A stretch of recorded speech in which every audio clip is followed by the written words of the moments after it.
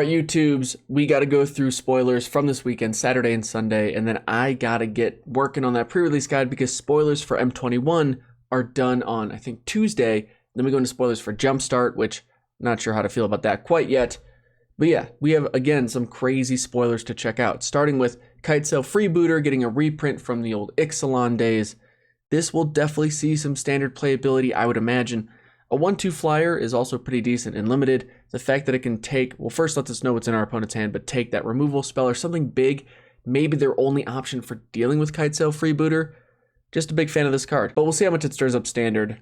Remains to be seen. Next is Sublime Epiphany, and besides this having one of the coolest artworks in the set, it's one of those cards that in limited will be good, but in constructed seems like it could be pretty ridiculous, because especially with the current standard format, you can cast it to counter a spell as well as get rid of all those triggers from something like Hydroid Krasis.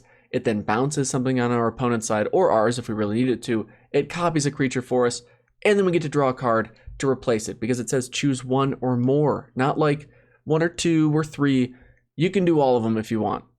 And then you're going to feel like this. You're going to feel like you took your face off. I don't know. What? That's some crazy looking artwork, though. All right, and then we have Rada coming back. She has definitely grown up throughout. I think one of the first things I bought when I got back into Magic was the Mind versus Might, and I think was that her first card in that dual deck. And now she's here looking like a veteran warrior.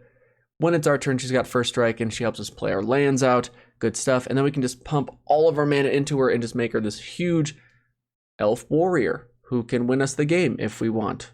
Neat. Okay. This was probably one of the more, like, just surprising reprints. Scavenging Ooze.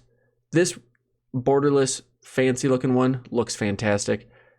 This artwork is just, I'm excited to see how this shakes up standard as well. It's going to eat the Uros and whatever else is waiting in the graveyard for our opponent to try and get value out of. Nope, Scavenging Ooze is here to mange on it and just scavenge it away, sure. And then Palladium Myrrh is going to help us ramp out Ugin? Is that what everything's going to be? If you see this thing come down in limited, you better be afraid. If your opponent plays this in your sealed pool, pre-release, draft, whatever, you'll be like, great, kill it with fire. With every piece of fire we can find, burn this thing into a Coke can. Because if Ugin gets down any sooner, we're going to have some problems. And actually, I didn't do the spoilers for Friday, so we can just run through them. Glorious Anthem is glorious. I mean, sure, yeah, creatures get +1/+1. This could definitely be limited playable, especially like in the, I'm feeling like the white, black, white, green, go wide, pump your creatures form or archetypes.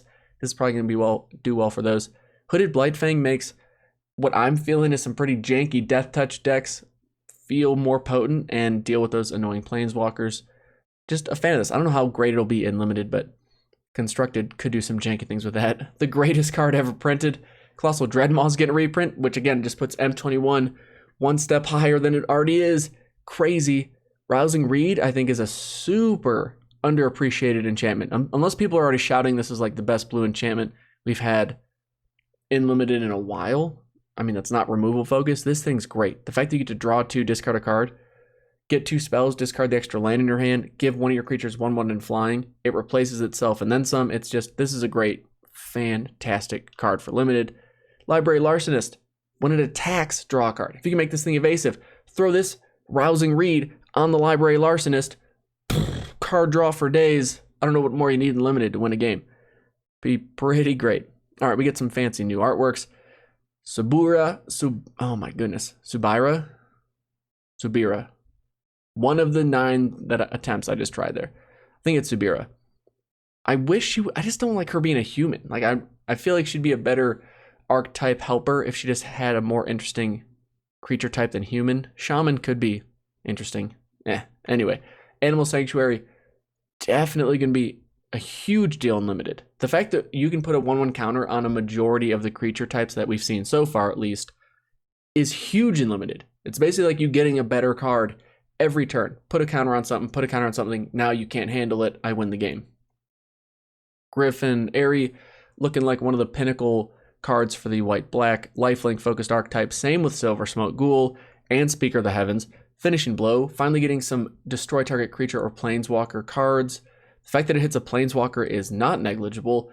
instant speed. Like, we have not seen many destroy effects yet. We've seen a lot of damage, which I'm kind of excited about. Don't know if I'm going to mention in the pre-release guide, but this set right now feels like there's not as many destroy creature things. So if you go all in and try and pump up a creature, throw some enchantments on it, whatever, it doesn't feel quite as high risk, high rewardy. Like, obviously the high reward's still there, but I'm curious to see how much removal we really end up with once spoilers are done. Terror of the Peaks is ridiculous. 5/4 flyer. It doesn't have haste or trample, so it's not obscene, except for the fact that whenever another creature enters the battlefield under your control, token or not, doesn't say not, just whenever a creature comes under your control, this thing deals damage to any target equal to its power, which has me thinking, how many token generators are we going to have? Can we go like Boros, Terror of the Peaks, blow everything up, or just blow your opponent up? Token stuff? Who knows? Discontinuity. This thing's crazy. I'm excited to put this in a commander deck. I'm not even going to know why I'm going to put it in a commander deck. It just feels like it's supposed to be there, and we're going to do stuff with it. Great. Battle Rattle Shaman. Fantastic name. Love the artwork. It just works. Upsubstantiate. We got to bounce stuff. Who doesn't like bouncing spells or creatures? That's pretty nice, too, that we can be like, hey, you just tried to use your removal spell to save your game. Psych. Put it back in your hand. You're taking this damage. Thanks for trying. Niambi. Teferi's daughter, making a surprise appearance. Her ability doesn't seem super good for limited, though. Like, ETB, return your thing. It's going to be great if your thing's locked down by an enchantment or something, but I don't know how often that'll happen. And then we can use her to discard a legendary card. Again, probably not going to be super relevant for limited. A 2/1 with flash is like a pseudo removal spell. So we'll see how well she plays out. But for constructed, I don't know if it'll be competitive or just janky tier, but I guess we'll wait and see. This enchantment feels super good for limited. Enchant creature gets +3/+1, is flying, and a demon. Basically, turn any creature into a bomb. And then you can play this enchantment from your graveyard, paying 3 life and discarding a card, in addition to paying 3 mana. Who cares? This card turns every creature into a bomb. This feels like a format, not warping, because it's 1 rare, but this is like a deck game-winning make or break. Like, I don't know how many exile enchantment cards we're going to have in the format, how often people are going to main board those, especially in best of 1. This card's going to ruin a lot of people's days drafting and playing sealed, especially on Arena. Canopy Stalker must be blocked if able. When it dies, you gain 1 life for each creature that died this turn. Hooray, it's a 4/2. I mean, it'll be good in the white-green cat dog deck. Karavik the Spiteful. This card is going to shake up standard for sure because it ruins mono red. I like this. I like this card design a lot because for mono red, if you can't deal with it, you're done. If you can deal with it, there's plenty of ways to deal with it. 2 toughness is not a huge deal. Bone Crusher Giant deals with it. Shock deals with it.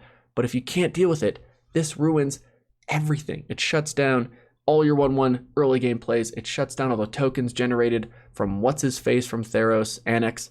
Like, this will ruin your game plan. It's going to shut down all the cat shenanigans that are out there on Arena. Karavik will be played. Book it. And then Falconer Adept, Watcher of the Spheres. We're seeing a couple blue-white flyer cards. And then probably my favorite card in the set right now is Brash Taunter.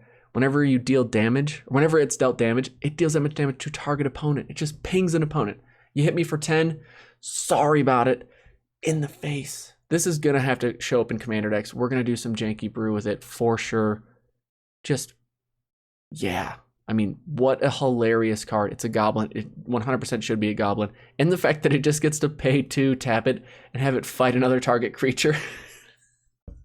It just goes up to something, slaps it in the face, gets pummeled into the ground, says, thank you, I'm sending this to your controller wizard person, see you tomorrow. What a hilarious card. That's too good. That's too good. Okay, and then, yeah, that's pretty much it. But those are the spoilers. Again, this is probably going to be my last time going through the spoilers. I'd love to hear your thoughts on if you like this format or not. Of course, if you're going to buy these cards, though, support that LGS. But if not, check out Card Kingdom. Thank you to my patrons for watching this. Let me know what you're thinking about this set. Let me know just how your life's going. Again, thank you so much for being here. Thank you for watching. We'll see you in the next one. Take it easy. Peace.